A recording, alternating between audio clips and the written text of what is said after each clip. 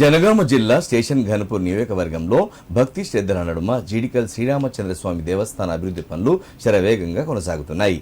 లింగాల ఘనపూర్ మండలం జీడికల్లో ఈ నెల 4వ తేదీ నుండి ప్రారంభం కానున్న శ్రీరామచంద్రస్వామి బ్రహ్మోత్సవాల ఏర్పాట్లను మాజీ ఉప ముఖ్యమంత్రి స్టేషన్ ఘనపూర్ ఎమ్మెల్యే కడియం శ్రీహరి స్వయంగా పరిశీలించారు. జీడికల్ రామచంద్రస్వామి ఆలయాన్ని అద్భుతమైన ఆహ్లాదకరమైన పవిత్ర పుణ్యక్షేత్రంగా తీర్చిదిద్దేందుకు శాశ్వత అభివృద్ధి పనులకు మాస్టర్ ప్లాన్ రూపొందిస్తున్నామని తెలిపారు.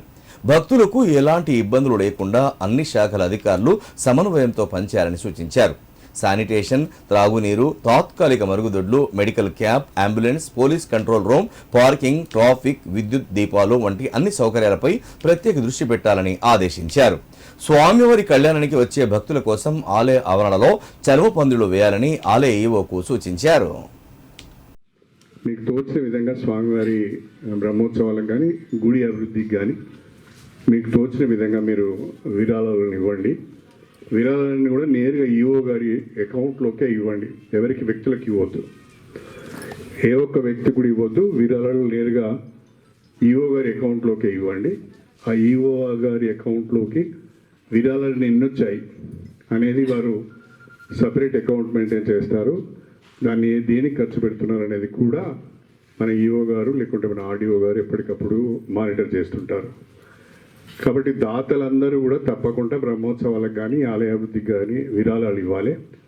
నా విరాళంగా ఈరోజు మొట్టమొదటి విరాళంగా 2 లక్షల రూపాయలు ప్రకటిస్తున్నానని చెప్పి సందర్భంగా అది నేను రేపు కళ్యాణం లోపట్నే ఈఓ అకౌంట్కు 2 లక్షల రూపాయలు వ్యక్తిగత అమౌంట్, ఇవి ప్రభుత్వానికి సంబంధించిన డబ్బులు కావు, వ్యక్తిగత అమౌంట్ నేను ప్రకటిస్తున్నాను. అది కళ్యాణం లోపల వారికి జమ చేస్తాను.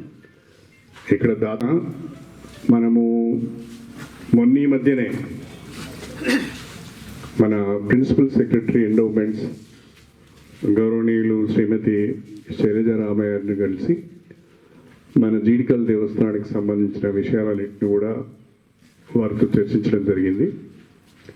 ప్రత్యేకించి ఈ జీడికల్ దేవస్థానానికి ఉన్న ప్రాశస్త్యాన్ని, గొప్పతనాన్ని వారికి వివరించి ఒక మాస్టర్ ప్లాన్ను తయారు చేయమని చెప్పి నా ప్రతిపాదనలు వారికి ఇవ్వడం కూడా జరిగింది.